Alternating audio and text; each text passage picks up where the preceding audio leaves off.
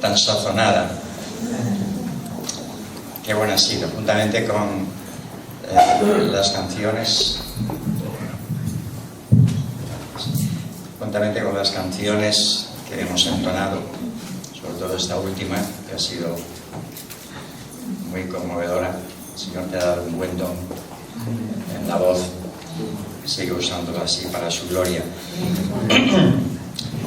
Después de lo escuchado, me parece que habría que decir poco más, porque hemos estado disfrutando de la presencia del Señor ya por tiempo. Bueno, gracias también por la invitación que me has hecho para compartir la palabra con vosotros. Tenéis un pastor muy valiente por dos razones. Bueno, supongo por muchas que vosotros conocéis, pero yo voy a mencionar dos. Una, porque trazando la palabra de Dios es muy valiente, no se arruga, es valiente para proclamar lo que la palabra dice delante de quien sea y caiga como caiga. De hecho, lo único que nos tiene que importar es nuestro Dios y su palabra. Y la otra razón por la que es muy valiente es porque me ha invitado a predicar sin conocerme. Mi mujer me decía, bueno, yo es la tercera vez que estoy con vosotros, mi mujer es la primera vez que me acompaña, y me decía, a ver si no vas a responder a las expectativas que has creado. Y yo le decía, bueno, estoy muy tranquilo, yo he predicado muchas veces, pero la verdad es que estoy muy nervioso. Estoy muy nervioso cada vez que subo al púlpito, porque esto es muy serio. Esto es muy serio. Subir para parlotear cualquiera puede hacer, pero predicar la palabra de Dios es muy serio. Bueno, yo no espero defraudar las expectativas que tenéis acerca de mí, pero de verdad lo único que me importa es no defraudar a mi Dios y su palabra. Eso es lo que tengo claro, y si por eso os he de resultar incómodos y no me invitáis más, pues no me importa, ¿vale? Bueno, os invito a que abráis vuestras Biblias en el segundo libro de Samuel, capítulo 5. Segundo libro de Samuel, capítulo 5. Vamos a leer los primeros 3 versículos.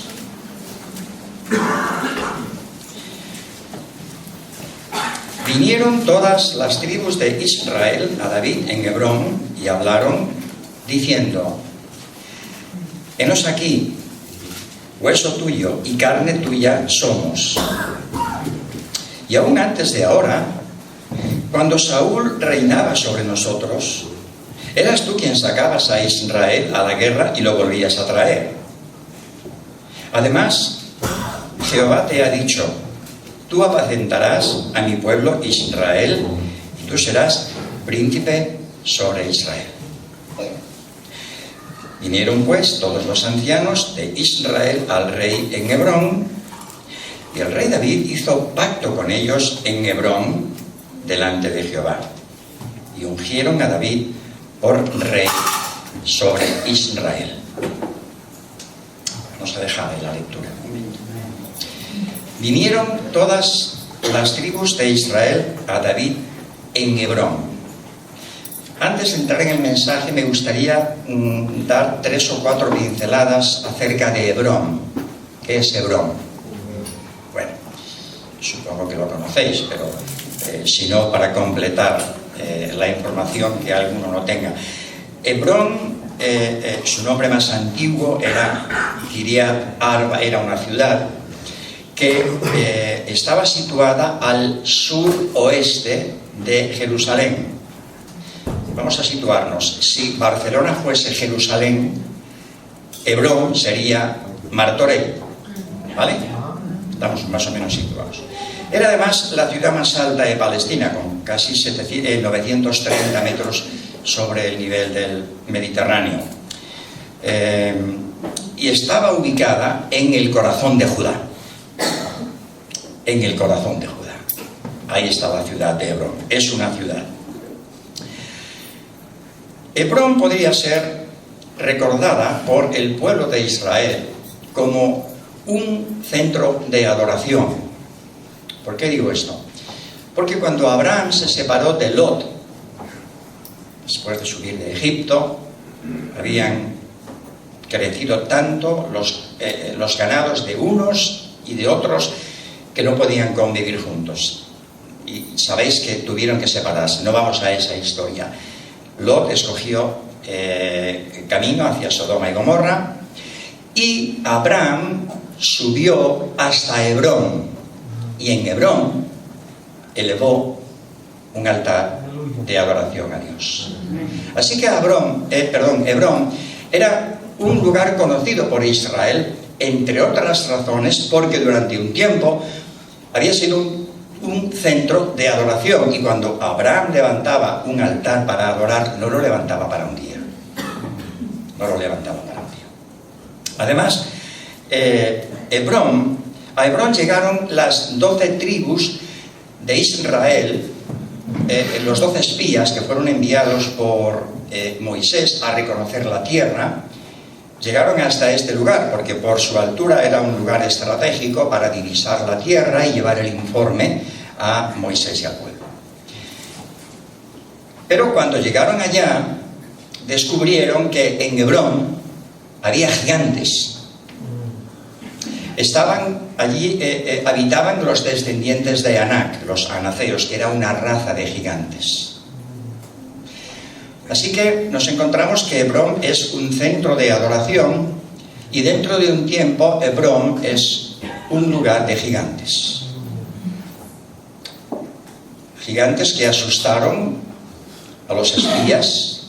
De hecho, ellos fueron la causa de que 10 de los 12 espías informasen al pueblo con miedo, diciendo: si entramos allá nos comerán vivos, porque todos son gigantes. Era mentira, no todos eran gigantes, pero había gigantes en la tierra. Pero es curioso, cuando se levanta un altar de adoración a Dios, antes o después aparecen los gigantes. Esos feroces enemigos que vienen con la intención de perturbar, de destruir, de quebrantar, de anular esa adoración que el pueblo quiere elevar a Dios. Es significativo que Hebrón fue la ciudad que se le dio en propiedad a Caleb después de conquistar la tierra. Mejor dicho, no se menciona que a otras familias de las tribus de Israel se les dieran porciones de tierra en concreto, pero a Caleb sí. A Caleb sí. Caleb, un descendiente de la tribu de Judá. Josué y Caleb fueron los únicos espías que entraron en la tierra prometida, y Caleb, descendiente de Judá, entró. Y él le dijo a Josué: Josué, dame esa tierra para conquistarlo. Lo lógico hubiera sido que Josué le hubiera dicho: hombre, Caleb, ya tienes 80 años, es mejor que esa conquista sea embestida por jóvenes que tengan más fortaleza, que estén más preparados, que tengan más ilusión, más ímpetu. Descansa un poco, te has portado muy bien, descansa un poco. Y Caleb dice: no, tengo la misma fuerza a los 80 años que a los 40 años, así que por favor dame esa porción de tierra. Y es Caleb quien conquista esa tierra. Oh, qué significativo es eso, porque con el paso de los años un descendiente de Caleb vino a este mundo. Nació un poco más arriba de Hebrón, en Belén, y libró la batalla más dura que jamás se ha librado en este mundo. Luchó contra el enemigo de nuestras almas, contra Satanás, y le venció. Bueno, sigo adelante porque si no, no entro en el mensaje. Un último apunte acerca de Hebrón. Bueno, por esa razón, Hebrón también es sinónimo de victoria, de conquista, lugar de victoria, lugar de conquista, lugar de consagración. Y un último detalle en cuanto a Hebrón. Hay muchos más, pero yo solamente quiero mencionar esos. En Hebrón, David fue ungido rey de Judá.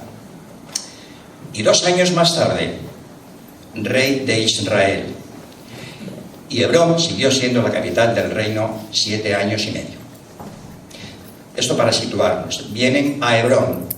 Podían haber ido a Jerusalén o a cualquier otro lugar, pero vienen a Hebrón y hay una serie de razones que si entramos en el texto las descubrimos. Muy bien, Hebrón, un lugar de adoración, un lugar de gigantes, un lugar de victoria, un lugar de unificación, de paz, de concordia, un lugar de consagración. Amén. Todo eso era Hebrón y mucho más. Mucho más. ¿Interrumpe esto la grabación?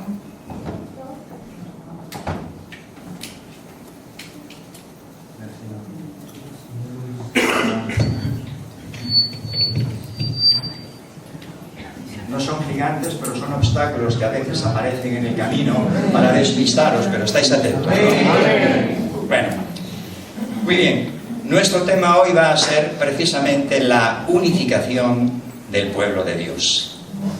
La unificación del pueblo de Dios.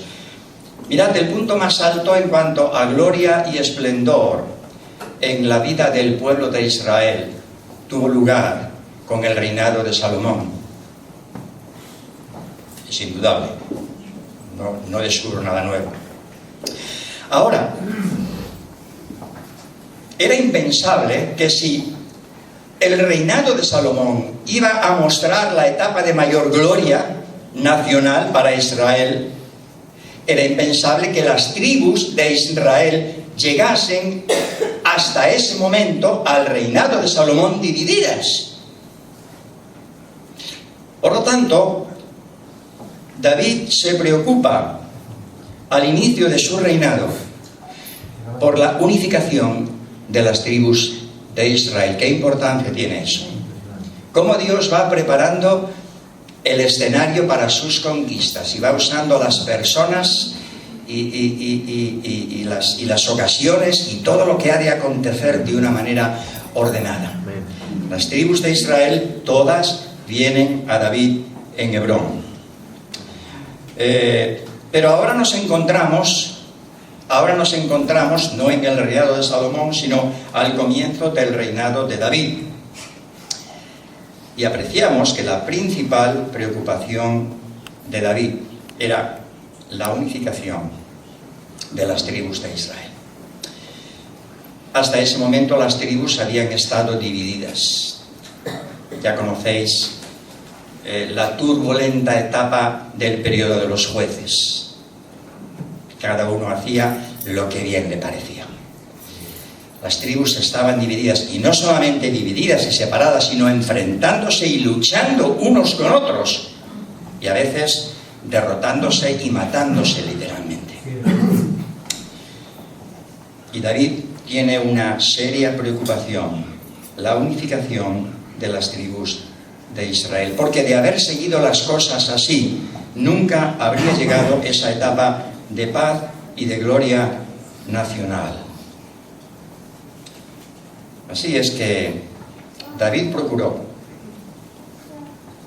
en uno de sus primeros intentos como rey, esa unificación del pueblo, y lo consiguió. Ahora, eso trae una lección muy evidente para nosotros, hermanos. Muy evidente. Porque es cierto que nosotros, como pueblo de Dios, como iglesia de Dios, esperamos, según nos adelantaba antes Mario, la venida del Señor.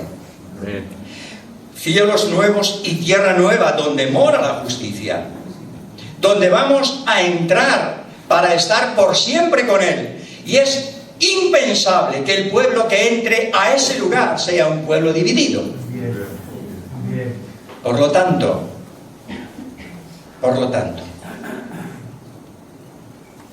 nuestra preocupación debe ser la de procurar esa unidad, esa unificación entre nosotros, entre el pueblo de Dios, no porque sea cosa nuestra. No, eso no es un descubrimiento nuestro, eso fue algo del Señor, como vamos a ver. Ahora, cabría preguntarnos ¿cuál fue la clave para la unificación del pueblo de Dios en aquella ocasión? ¿Cuál fue la clave para conseguir esa unidad? ¿Cómo conseguirla? David la procuró y la consiguió, pero ¿dónde radicaba su éxito? ¿En su sabiduría, en su fortaleza, en su estrategia para la guerra, en su valor? La clave no estaba en ninguna de las virtudes de David. La clave estaba en David mismo. David mismo. Hemos leído, se juntó todas las tribus de Israel a David en Hebrón y le dicen: henos aquí, hueso tuyo y carne tuya somos. Nos sentimos uno contigo, David. No venimos a destacar tanto tu valor, y podían hacerlo. De hecho, vamos a ver que había rasgos importantes en la persona de David que invitaban al pueblo a reconocerlo como rey y a estar seguros de que era la persona que Dios había escogido para que fuese el rey de ellos. Pero la clave para esa unificación no estaba en ninguna de las habilidades de David, sino en él mismo, en David mismo. Queremos ser uno contigo porque nos sentimos hueso tuyo, carne tuya. Queridos hermanos, ¿no es cierto que nosotros también nos sentimos uno con Cristo? Amén. Hueso de su hueso, carne de su carne, porque tenemos su propia vida en nosotros. Amén. ¿Os acordáis de la oración del Señor Jesucristo? Allí en Juan capítulo 17, el Señor está en esa última semana de su tiempo aquí en la tierra y está con sus discípulos allá en el cenáculo y está hablando muchas cosas, está confortando su corazón, dándoles muchas enseñanzas, pero una de las cosas que hace, yo creo que es la oración más magistral de la Biblia, es que ora por sus discípulos en el aposento alto. ¿Y en qué términos? ¿En qué términos ora? Que sean uno como nosotros somos uno. El Padre está en el Hijo y nosotros estamos en el Hijo, quien ha roto toda barrera que impedía que nosotros pudiésemos tener comunión con Dios y entre nosotros. Amén. Cristo es el éxito, es la clave de nuestra unificación. Aleluya. Cristo ha roto las cadenas del pecado que nos esclavizaban y nos unió a Él, y en Él nuestra perfecta comunión es posible. Amén. David, venimos a ti. No porque nos interesa una parte de tu gobierno, no porque eres muy guapo, no porque has demostrado valor. Venimos por ti mismo. Por ti mismo. Amén. ¿Qué es lo que te ha traído el Evangelio? La alabanza tan bonita que se canta en las iglesias. Muy bueno. Las palabras de introducción como en esta tarde hemos tenido, tan precisas, que nos animan y nos exhortan a acercarnos al Señor. ¿Eso es lo que te anima? Quizá la amabilidad con que te reciben los hermanos. Eso durará un tiempo hasta que los conozcas, Lo que te une al pueblo de Dios es el Hijo de Dios. Es el Hijo de Dios.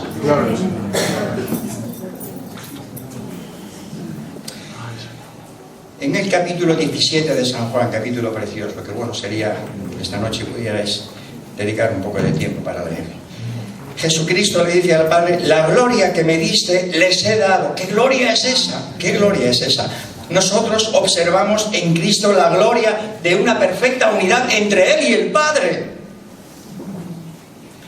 Juan dice al principio del Evangelio: aquel verbo fue hecho carne y habitó entre nosotros y vimos su gloria. Jesús decía al Padre: que sean uno como nosotros somos uno, yo en ellos y tú en mí, para que sean perfectos en unidad. No que sean, no que demuestren que son uno, no que aparenten que son uno, sino que esa unidad sea perfecta. Amén. Que sean perfectos en unidad. El mismo Dios eterno que está en Cristo está también en nosotros. Nosotros somos hueso suyo, carne suya. Esa es su gloria, esa es nuestra gloria. Oh, cómo debemos nosotros entender esto, hermanos. Cuando aceptamos esta realidad, la creemos y la compartimos, somos llevados los unos a los otros en esa perfecta comunión. ¿Te sientes uno con Él? ¿Podría Cristo decir de ti, me siento uno contigo? Sentirte uno con Él implica renunciar a tus derechos y darle el señorío de tu vida. Para sentirte uno con Él debes venir a Él, como las tribus de Israel hicieron. Bueno, yo ya vine a Él cuando me convertí, ya le entregué mi corazón, ya le acepté y le dije, Señor, te recibo, y fue de verdad, fue en serio. Sí, pero no me estoy refiriendo a eso. Para mantener esa comunión vital con Él y con los demás, para poder reflejar en la vida de tu comunidad esa unidad por la que Cristo oró al Padre, tienes que venir a Él. Tienes que venir cada día a Él. Y venir a Él implica un tiempo de comunión, un tiempo de quebrantamiento. Y eso a veces duele, porque hay que dejar muchas cosas en el suelo. Hay que dejar mucho del orgullo, del amor propio, de la soberbia. Hay que venir a Él. Vinieron las tribus de Israel a David en Hebrón. Sí, yo vengo a Él, pero ¿realmente Él te siente? ¿Te siente Él? Desde tu conversión, ¿cuántas veces has venido al Señor para decirle, Señor, me siento uno contigo, no quiero separarme de ti, quiero más de ti, quiero conocerte más? Lo cantamos muchas veces en muchas canciones. Quiero conocerte más, quiero estar más cerca de ti. En Marcos capítulo 3, el evangelista nos relata que el Señor llamó a 12 de entre la multitud con dos objetivos principales. Primero, que estuviesen con Él. Quiero subrayar eso, que estuviesen con Él. Luego los enviaría a predicar. No sirve de nada que tengas un piquito de oro para predicar si no estás con Él. Porque no tendrás un mensaje de poder. Llamó a los 12 para que estuviesen con Él. Y tuvieron que estar 3 años. 3 años con Él, día y noche. Y no le hicieron la convivencia fácil al Señor. Pero el Señor les enseñó no solo a amarles, sino a que se amaran. Y aún en la última semana, y probablemente la última oración que compartió con ellos, porque la oración del huerto de Getsemaní parece ser que la compartió solamente con algunos de ellos. En esa oración ora por esa unidad, que sean uno, Padre, como nosotros somos uno. Para quedarse con Él. Quedarnos con esa idea, por favor. Como Marcos dice frecuentemente, esto es muy alto. Esto es muy alto, quedarse con Él. Quedarse con Él. Quedarse con Él es un tiempo de devoción diario. Quedarse con Él es empezar a hablar con Él y no tener vergüenza. Y decirle dónde has caído. Señor, yo que soy un predicador, que he predicado tantas veces tu palabra, que estoy tan acreditado delante de los hermanos, me tengo que avergonzar por lo que acabo de hacer, Señor. Y vengo a ti para decirte. Pero no salgas corriendo, quédate con Él. Quédate con Él. Ahora, ¿por qué razones las tribus de Israel vienen a David? Voy a tener que ir un poco rápido, ¿eh? ¿Por qué razones las tribus de Israel vienen a David? Porque, ¿quién era David? Un simple pastor de ovejas, el más pequeño de una familia. Ni siquiera había reparado Samuel en él cuando fue a ungir a uno de los hermanos en nombre del Señor. Su ascendencia real, ninguna. Sus títulos académicos, no había estudiado en ningún instituto bíblico. Bueno, no existían entonces, pero no era una persona para la curia religiosa importante, bien dotado. No tenía nada. ¿Quién era David? ¿Por qué razones las tribus de Israel vienen a David? 2 razones. Primero, vieron en David a un hombre valiente, esforzado. Versículo 2. y aún antes de ahora, cuando Saúl reinaba sobre nosotros, cuando Saúl era rey, eras tú quien sacabas a Israel a la guerra y lo volvías a traer. Oh. David, tú eres el hombre que necesita la nación, porque tú eres el autor de nuestra salvación. Tú has librado la batalla contra nuestros enemigos y los has vencido. La nación necesita un hombre que sepa defenderla, y tú has demostrado que tienes categoría para ser ese hombre. Por esta razón venimos aquí. Tú derrotaste a Goliat, diste la cara por la nación, has expuesto tu vida por el pueblo. Tú eres ese hombre. David, tú eres un hombre valiente, esforzado. Tienes la capacidad y la categoría para ser el líder que la nación necesita.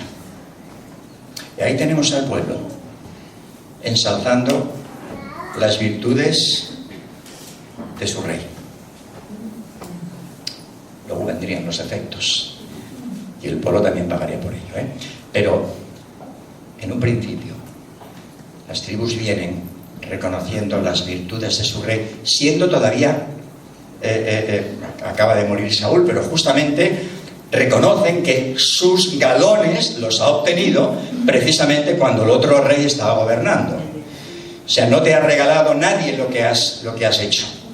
Has dado sobradas muestras de que eres la persona que la nación necesita. Ahora, ¿hay alguna aplicación en eso también para nosotros? Me gusta sacar aplicaciones de cada una de las cosas que vamos notando, así a bote pronto, y no al final, porque al final se nos olvidan o no las conectamos también. Tú eres el hombre que necesita la nación. ¿Qué aplicación tiene eso para nosotros como pueblo de Dios hoy? El autor de los Hebreos nos está diciendo algo similar en relación con el Señor Jesucristo. Hay unos textos que no puedo dejar de leer. Hebreos, capítulo 2, versículo 10. Porque convenía a aquel por cuya causa son todas las cosas y por quien todas las cosas subsisten, que habiendo de llevar muchos hijos a la gloria, perfeccionase por aflicciones al autor de la salvación de ellos. David, el autor de la salvación de Israel; Cristo, el autor de la salvación de ellos, de nosotros. Amén. Seguimos leyendo, versículo 14. Así que, por cuanto los hijos participaron de carne y sangre, él también participó de lo mismo. ¿Para qué? Para destruir por medio de la muerte al que tenía el imperio de la muerte, esto es, al diablo, y librar a todos los que por el temor de la muerte estaban durante toda la vida sujetos a servidumbre. Oh, qué bueno. A nosotros nos convenía también un Salvador, un capitán que librase la dura batalla contra el pecado, contra Satanás, contra la muerte, y la ganó. Amén. Nos convenía ese Salvador. Oh, qué bueno. Y así como David fue delante de su pueblo y se enfrentó con la misma muerte en la espada de Goliat, Jesucristo salió delante de nosotros a luchar contra la misma muerte, contra el que tenía el imperio de la muerte, el diablo, y le venció, y ahora se presenta delante del Padre como el autor de la salvación de ellos.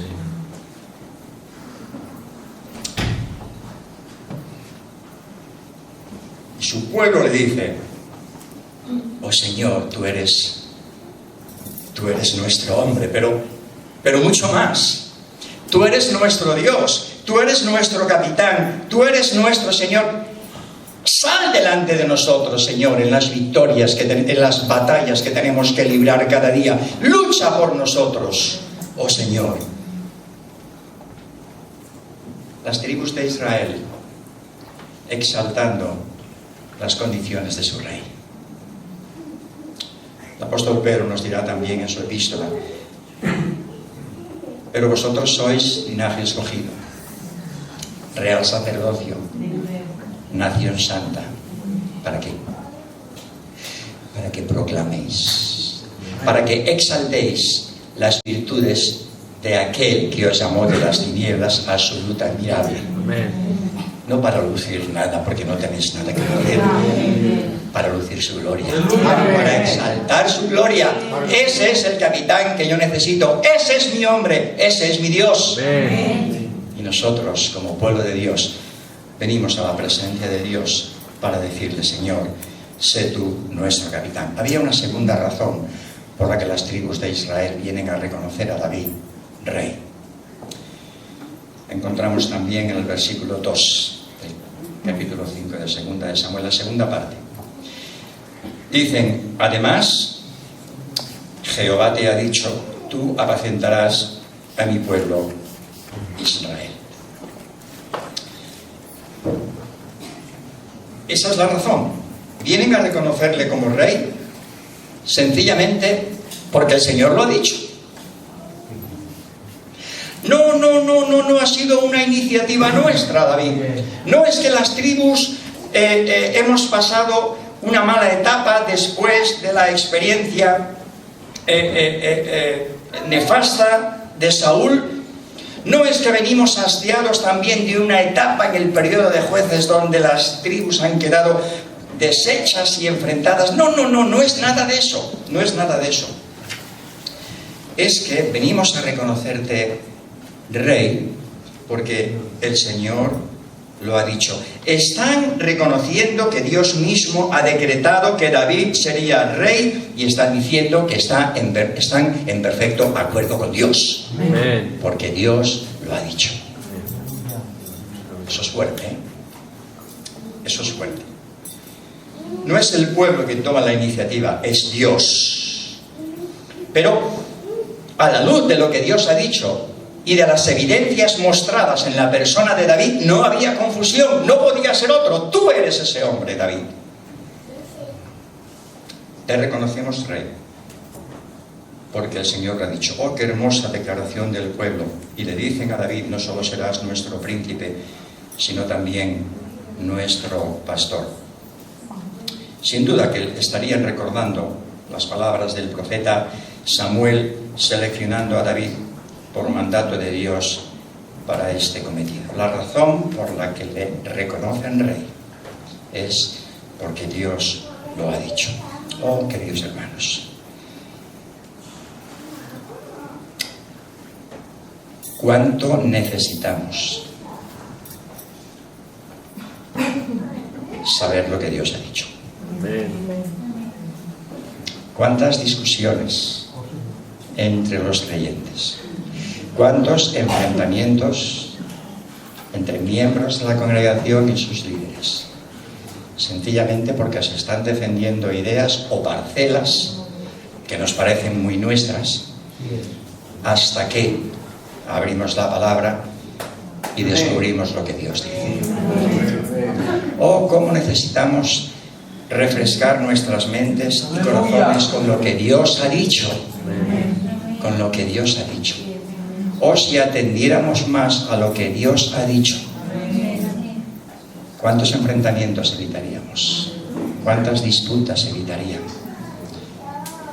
¿Cómo se vería más y mejor reflejada en nuestra propia congregación esa unidad por la que Cristo tanto oró? Porque tú lo has dicho. Porque tú lo has dicho. Señor, lo acepto porque tú lo has dicho.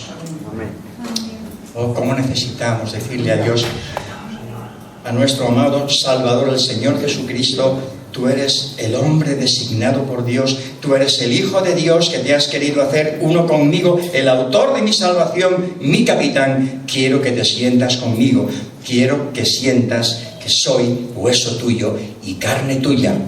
Nadie me fuerza.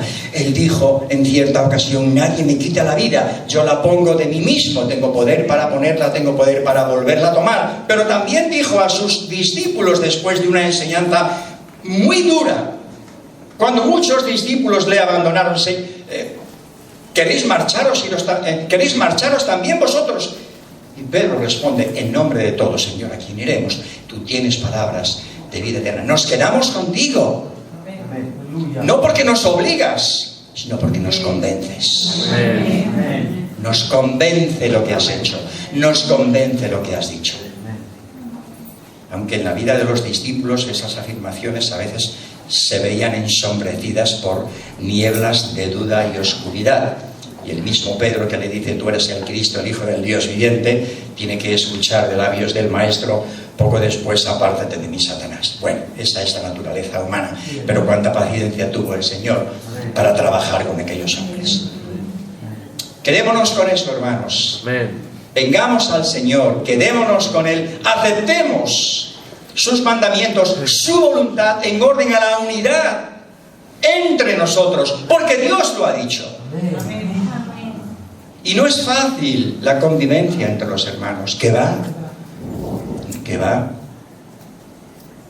Yo desde los 14 años, y he cumplido ya 65, bueno, desde antes, desde niño, pero conscientemente desde los 14 años me estoy moviendo entre los bancos de las iglesias. Y he conocido de todo. Doy gracias a Dios por muchos hermanos que han sido de una gran bendición para mí. Hermanos afables, cariñosos, amables, y también por otros que me han reconvenido y me han hecho ver cosas que no me han gustado a veces, pero que convenía saberlas. Y también doy gracias porque me libró de algunos que era mejor que estuvieran en otro lado. Bueno, porque Dios lo ha dicho.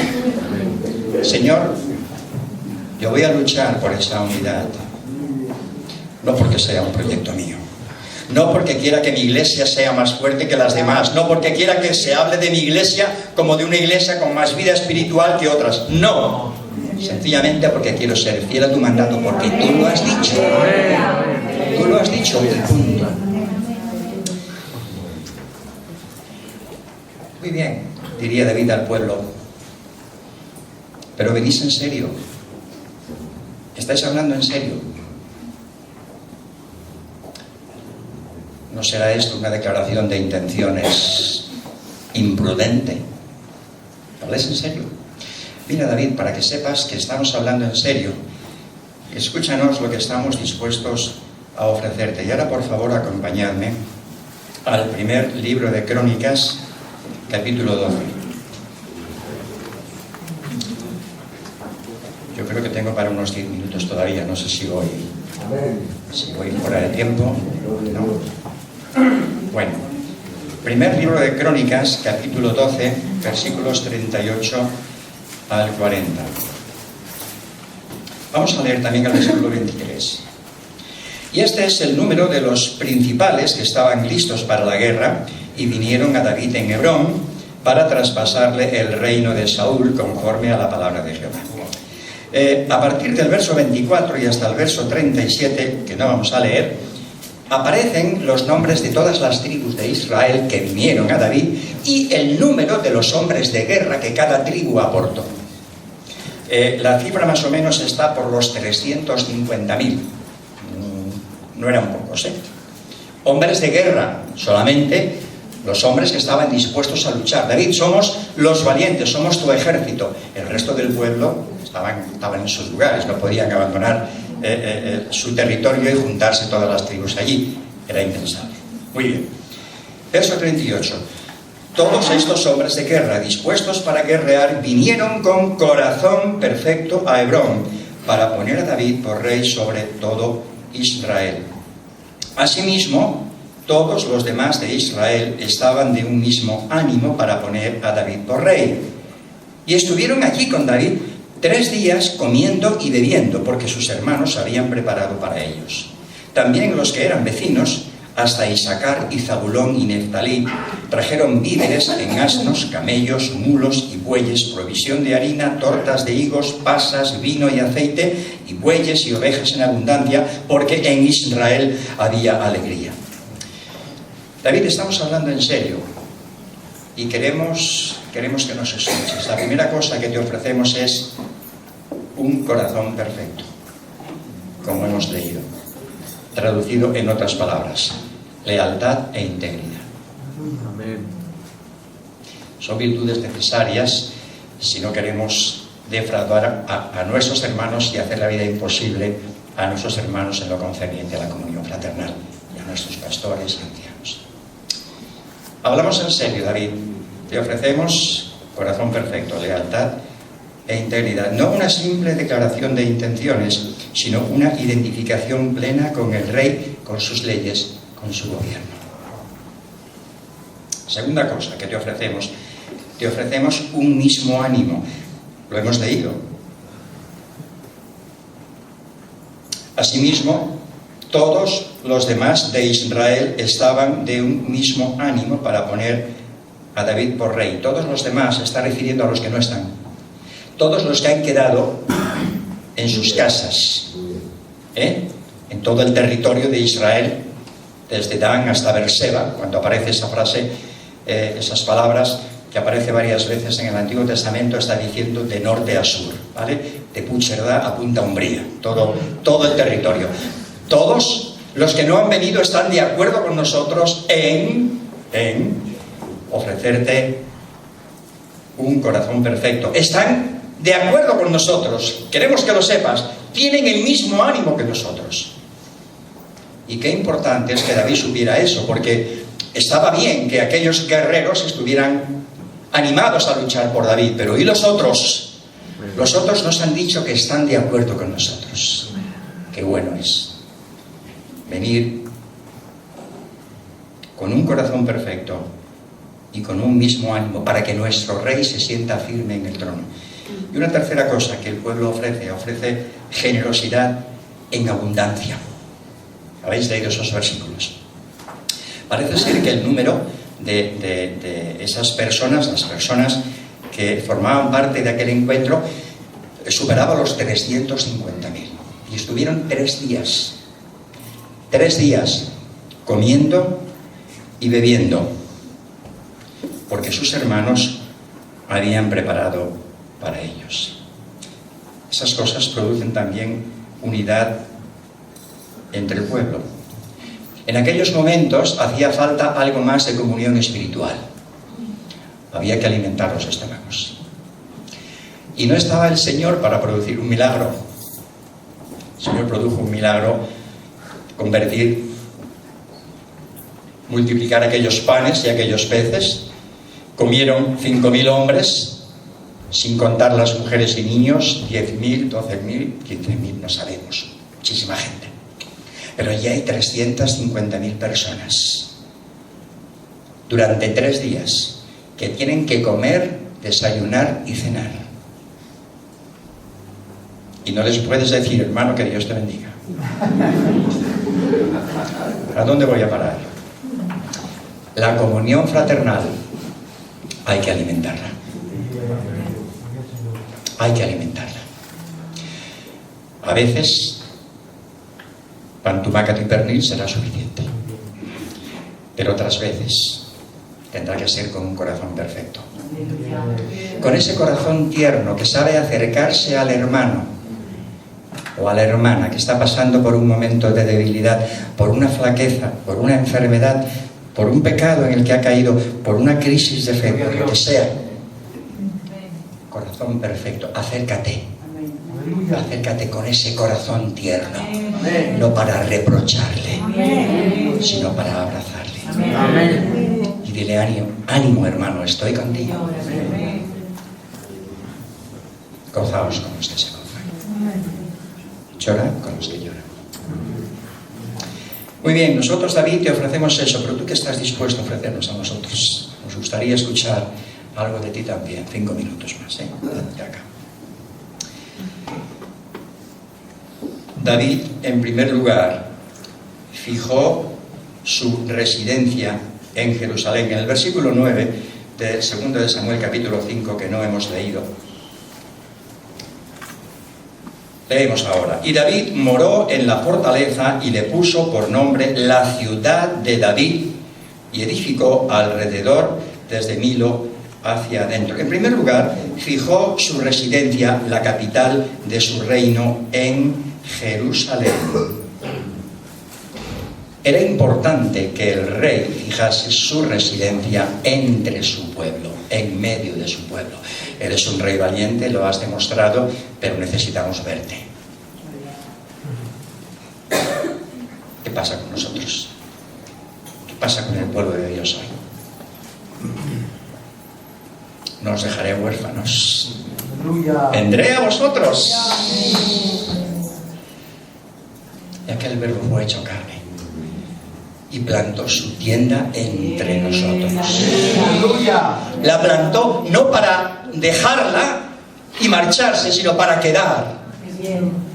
Me voy, pero viene el Consolador para quedar con vosotros, para que esa oración que he hecho al Padre respecto a esa unificación, a esa unidad que el Padre quiere ver en vosotros, sea una realidad. Si no hubiera sido así, la Iglesia no existiría. Si no tuviésemos el Espíritu Santo, os aseguro que no habría iglesias. Es imposible, humanamente hablando, conseguir una unidad. Es imposible a veces convivir en la propia familia. Cuanto más en una congregación con 70, 80, 100 o más personas.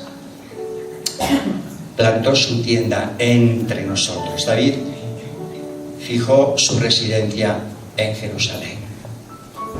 Y el gran privilegio, hermano y hermana, que tú y yo tenemos, es que el Hijo de Dios, a quien estamos esperando,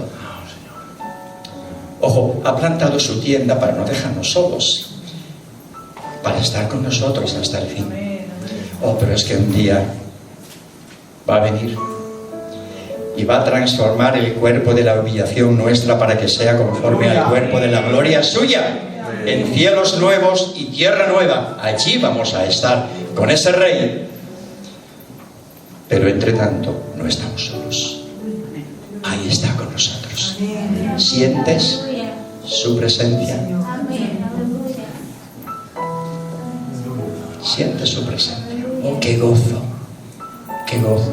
poder sentir la presencia del Señor, el Rey viviendo entre su pueblo. La segunda cosa que hizo David fue que se preocupó de edificar la ciudad en lo que era necesario, y edificó desde Milo hacia adentro. Interesante idea, porque a veces estamos muy preocupados en las edificaciones externas. Hay mucha tendencia hoy a las obras sociales, no tengo nada en contra de eso, pero a veces nos perdemos en las obras sociales de afuera y abandonamos el crecimiento de la iglesia dentro. Nos olvidamos de nosotros mismos. No crecemos conforme a la palabra del Señor. Estamos tan ocupados en tantas cosas que no tenemos tiempo para venir a Él. Edificó la ciudad desde Milo hacia adentro.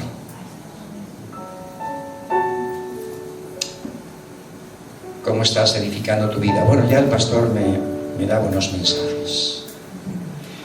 Me edifica.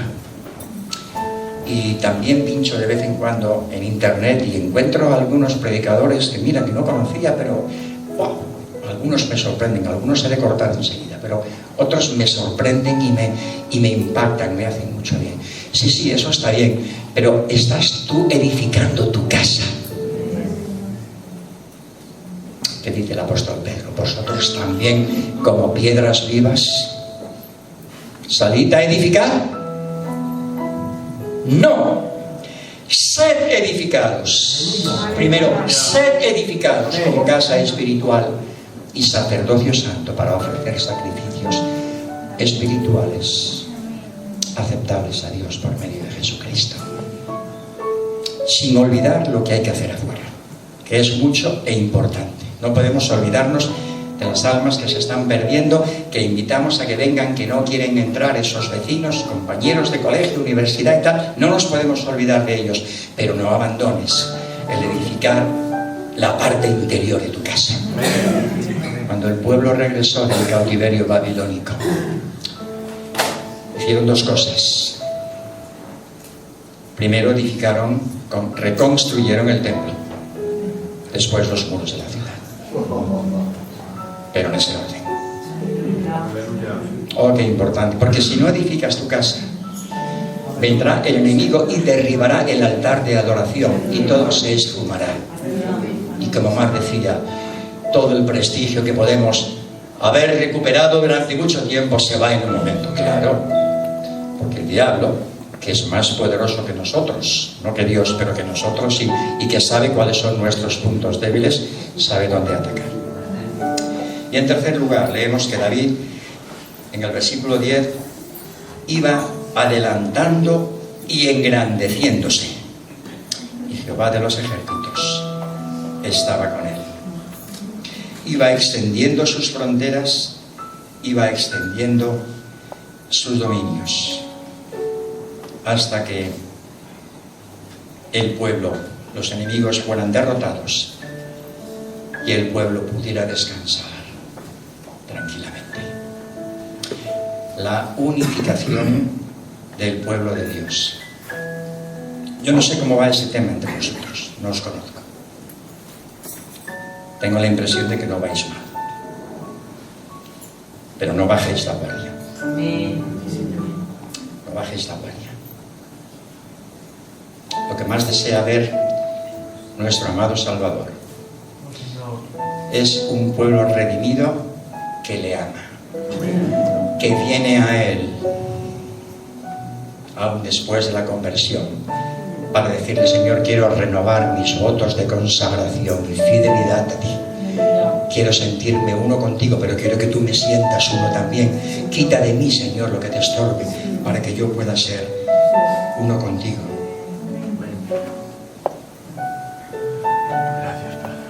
Henos aquí, Señor, a tu disposición. Vinieron todas las tribus de Israel a David en Hebrón y hablaron diciéndole: henos aquí, hueso tuyo y carne tuya somos. Vamos a orar.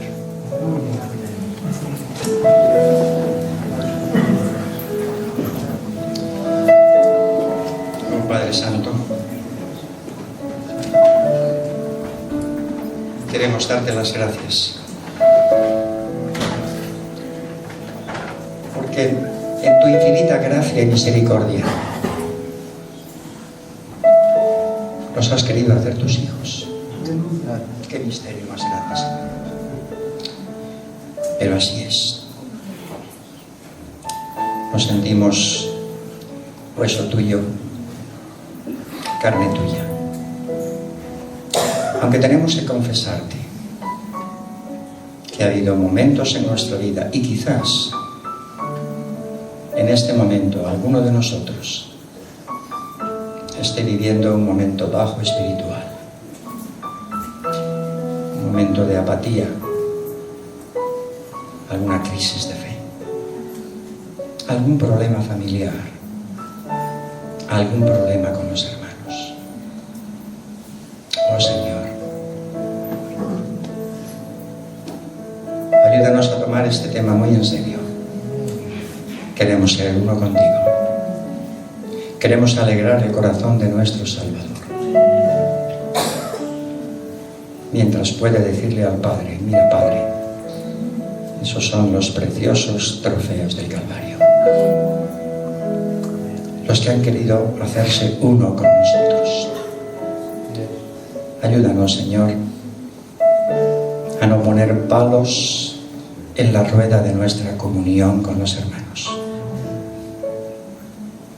a suavizar nuestras relaciones, a quebrantarnos delante de ti, a tomar tu palabra muy en serio, porque es impensable que el pueblo que entre en tu presencia sea un pueblo dividido. Señor, no quiero ser causa de tropiezo ni causa de división para ninguno de mis hermanos. Tú dijiste muy seriamente: si alguno hiciere tropezar a alguno de estos pequeñitos, más le valiese colgarse una piedra de molino al cuello y arrojarse al mar. ¿Cuánto luchaste, oh Cristo, por tus discípulos, por la comunión fraternal? Queremos ser un pueblo útil, queremos ser un pueblo sano, queremos ser un pueblo que perdona. Así que nos quebrantamos delante de ti. Te pedimos perdón, Señor, por todo aquello que no te ha honrado. Y te pedimos que nos des valor para arreglar aquellos asuntos pendientes, a fin de que nuestra comunión contigo sea restaurada y también con nuestros hermanos. Lo pedimos para la gloria de tu nombre y en el nombre de nuestro glorioso Señor Jesucristo.